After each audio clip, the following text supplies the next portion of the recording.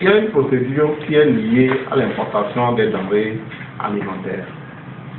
Quand vous amenez les denrées alimentaires au Togo, d'ailleurs, nous avons la représentation du Togo et du Bénin.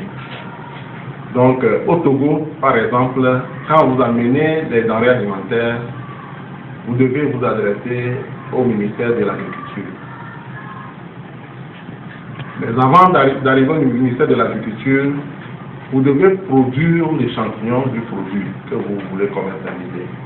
Ou mieux, le service d'hygiène, vous devez vous adresser à eux.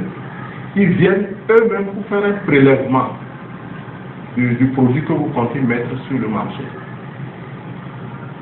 Ils vous donnent un temps d'analyse à l'issue duquel un résultat sort sur le produit qui a été examiné.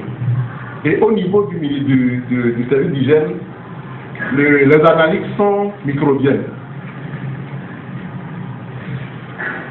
Vous quittez le service d'hygiène, vous vous rendez à l'ITRA. L'ITRA, c'est l'Institut togolais de recherche agronomique. Ils font les analyses chimiques sur les produits que vous leur présentez.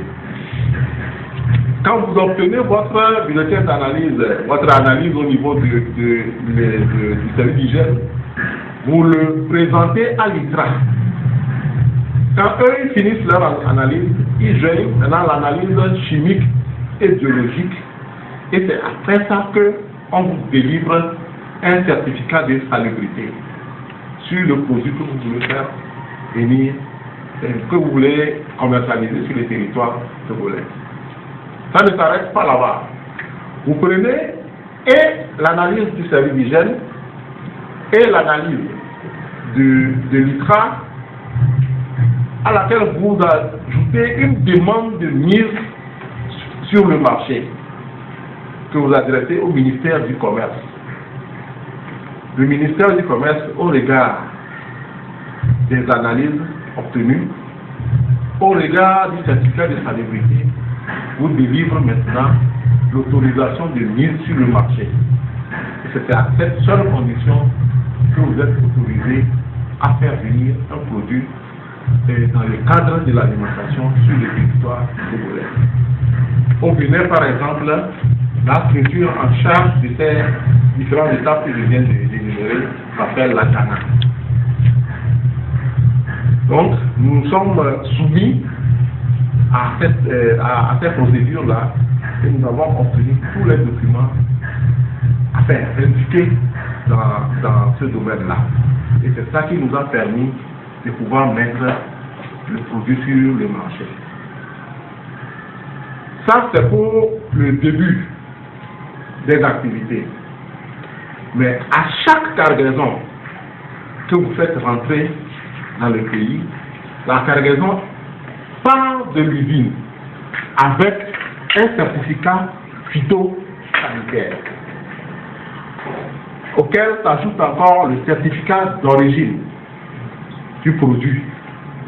Et ce sont ces deux documents-là que la douane est supposée voir avant d'accepter son entrée sur le territoire. Donc, c'est dans ce schéma-là que nous fonctionnons. Et quand le certificat, nous sommes dans la zone UEMOA, il y a comment on appelle ça, les pays s'entraident. Le Bénin, le Togo, il y a un produit qui quitte le Togo, les services compétents au Togo ont l'obligation de vérifier la salubrité, la conformité de ce produit avant d'accepter que ça aille dans un autre pays de la sous-région. C'est comme ça que cela fonctionne.